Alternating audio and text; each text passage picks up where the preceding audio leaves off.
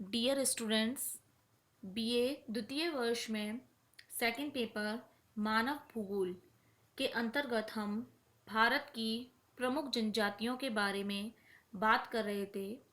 इससे पहले के लेक्चर्स में हम भील, नागा जनजातियों के बारे में पढ़ चुके हैं। आज हम जिस जनजाति के बारे में पढ़ेंगे वह है संथाल जनजाति। यह जो संथाल जनजाति है वो गौड़ जनजाति के बाद में भारत की दूसरी बड़ी जनजाति है, यानी नंबर 1 पे आती है गौड़ और नंबर 2 है संताल का। भारत में जो इसकी कुल जनसंख्या है वो लगभग 50 लाख से भी ऊपर है। संथाल जनजाति के अंतर्गत हम सबसे पहले बात करते हैं इनके निवास क्षेत्रों के बारे में। मेनली ये जो झारखंड राज्य है, झारखंड राज्य की एक प्रमुख अनुसूचित जनजाति है। यह मुख्य रूप से संथाल परगना प्रमंडल एवं पश्चिमी व पूर्वी सिंहभूमि, हजारीबाग, रामगढ़, धनबाद और गिरिडीह जिलों में निवास करती है। झारखंड में ये जो क्षेत्र है, ये जितने भी जिले हैं वो लगभग छोटा नागपुर का पठार वाले क्षेत्रों के अंतर्गत आते हैं। झारखंड के बाद में बात करें तो दूसरा जो इनका राज्य है जिसमें इनका विस्तार देखने को मिलता है वो है बिहार राज्य।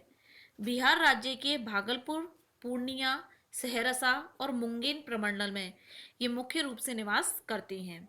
इन दोनों राज्यों के अतिरिक्त यह जनजाति जो है वो पश्चिम बंगाल, उड़ीसा, मध्य प्रदेश और असम राज्यों में भी निवास करती है।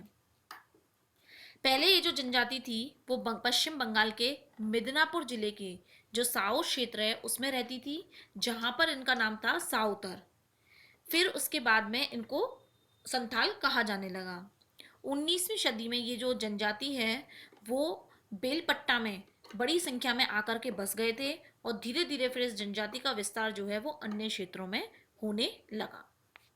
निवास क्षेत्र के बाद हम बात करते हैं जिस क्षेत्र में संथाल जनजाति का निवास पाया जाता है उस क्षेत्र की भौगोलिक दशाएं किस प्रकार की होती हैं।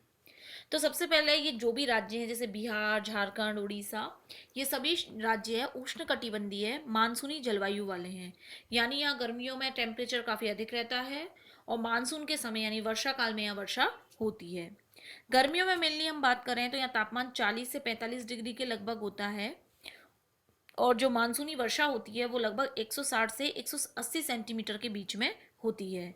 इसी कारण यहाँ पर सघन वनस्पति मिलती है, क्योंकि अधिक वर्षा होने के कारण जो पेड़ होते हैं वो जंगली पेड़ आसानी से उग जाते हैं। शीतकाल में इस क्षेत्र में मात्र 10 सेंटीमीटर वर्षा होती है, जिसकी मात्रा काफ़ी कम है। यह जनजाति जो है वो मेनली पहाड़ी और वन क्षेत्रों में रहना पसंद करती है। वन क्षेत्रों में, पहाड़ी क्षेत्रों में ही इनका निवास देखने को मिलता है। इसके अलावा इनके अगर आवासों की बात करते हैं तो इनके आवास जो होते हैं वो कच्चे होते हैं, लेकिन साफ सुथरे आवासों में ये निवास करते हैं।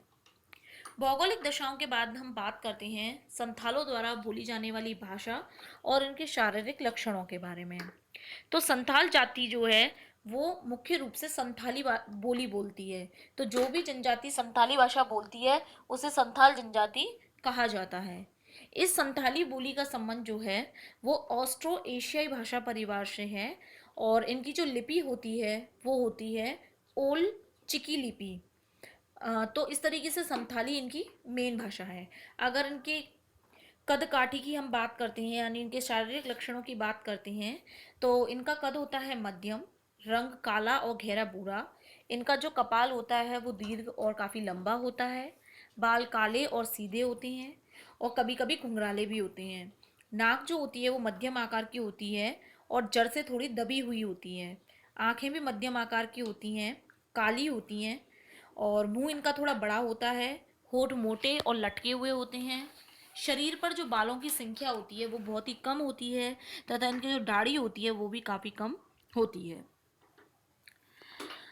जो हट्टन मौदे हैं, हट्टन मौदे ने संथाल जनजाति को का जो प्रजाति वर्गीकरण है उसके दृष्टिकोण से पूर्व Dravidian, Guha proto Australoid, Schmidt Austro Asiatic तथा रगेरी ऑस्ट्रेलॉइड वैदिक मानते हैं। मतलब जो हट्टन मौदे हैं उन्होंने जो प्रजाति वर्गीकरण है उसके अंतर्गत उन्हें संथाल जनजाति को जो ये निम्न प्रजातियां लिखी हुई हैं इनके आधार पर विभक्त किया है, यानी इस प्रजाति का सदस्य इन्होंने माना है। भाषा और शारीरिक लक्षण के बाद बात करते हैं हम इनके निवास स्थान यानी इनके आवास के बारे में। किस तरह के घर जो होते हैं वो संताल जनजाति के लोग बनाते हैं।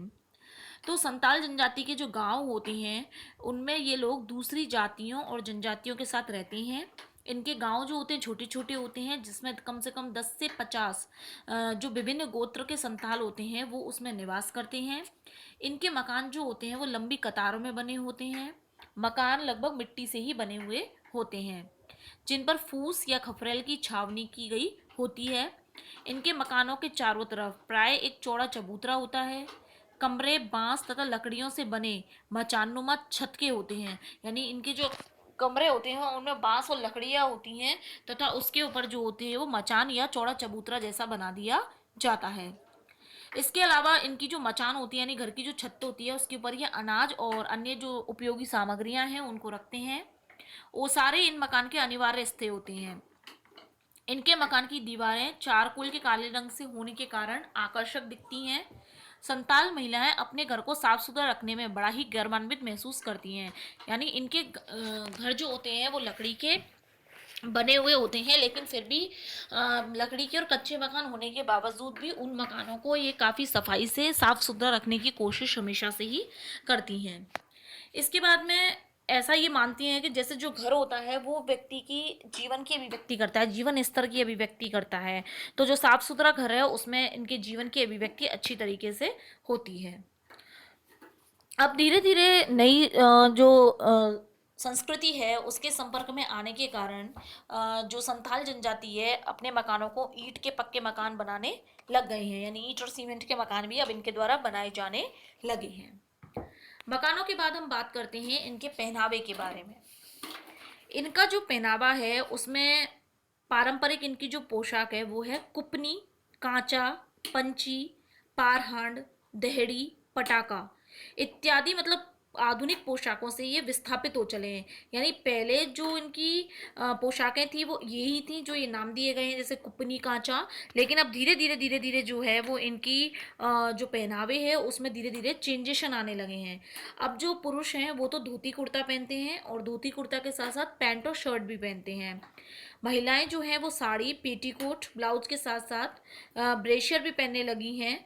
और संताल महिलाएं जो हैं अपने जूड़े को गोलाकार रूप में एक विशेष ढंग से बांधती हैं, यानी इनका जो सर है, सर पे जूड़ा बनाती हैं बालों का और उसको बांधती हैं। जैसा कि आपको शुरुआत में एक चित्र दिखाया गया था उसमें संथाल जनजाति का पहनावा था, बाकायदा पर्टिकुलर उनका रहने का तरीका था। इसके अलावा इनके जो हाथ पैर होते हैं उनमें ये गुदवाने का काम भी करती है, मतलब गुदवाती हैं उसमें। गुदवाने का रिवाज भी अब धीरे धीरे इनमें कम हो रहा है। संथाल युवतियां जो होती हैं वो शंख, कांसे, पीतल, तांबे और चांदी से बने जो आभूषण होती हैं उनको पहनती हैं।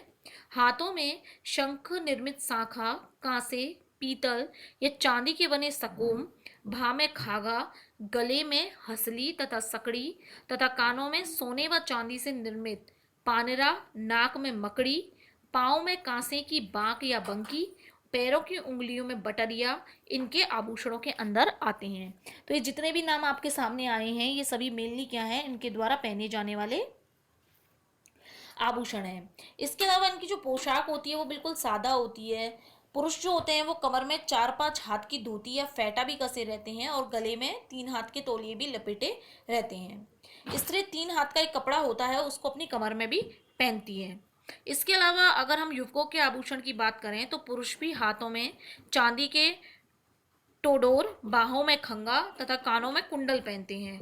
इनके अलावा ये लोग फूल तथा पत्तियों से भी अपने शरीर को सजाते हैं। तो इस तरीके से इनका जो मेनली पहनावा है वो प्राकृतिक चीज़ें और शंख वगैरह, पीतल और तांबे, चांदी की चीज़ों से बने हुए रहता है। लेकिन अब धीरे धीरे जैसे जैसे नई नई संस्कृति के संपर्क में आ रहे हैं तो इनके रहन सहन में, इनकी पोशाक में, सब चीज़ों में जो है वो धीरे धीरे परिवर्तन देखने को मिल रहा है। पहनावे के बाद हम बात करते हैं इनके भोजन के बारे में कि किस तरह का भोजन खाते हैं। मेनली ये जो जनजाति है वो शाकाहारी भोजन करती है और ये अपने खाने में जंगली कंदमूल, फल, पत्ते और भात यानी कि चावल का सेवन करते हैं।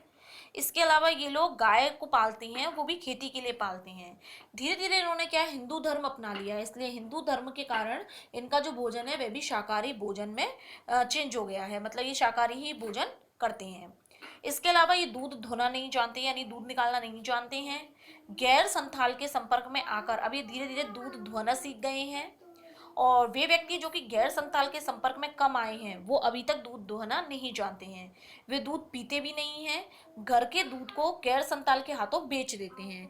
यानी गाय पालते हैं, लेकिन गाय को सिर्फ खेतों में काम करने के लिए, हल वगैरह चलाने या बोझा वगैरह ढोने, इस तरीके से यूज़ करने के काम में लेते हैं।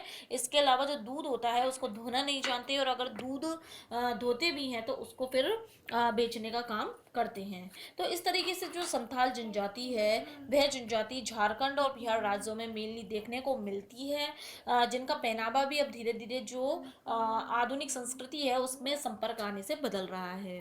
तो इस लेक्चर में हमने इनके निवास क्षेत्र, इनके पहनावे, भाषा, बोली आदि के बारे में बात करी। बाकी जो अन्य बिंदु हैं उनके बारे में हम अपने नेक्स्ट लेक्चर में बात करेंगे। तो इस तरीके से संथाल जनजाति के जो मेनली टॉपिक्स हैं वो हमारे कंप्लीट होते हैं। जो अदर टॉपिक हैं उनके बारे में हम आगे पढ़ेंगे।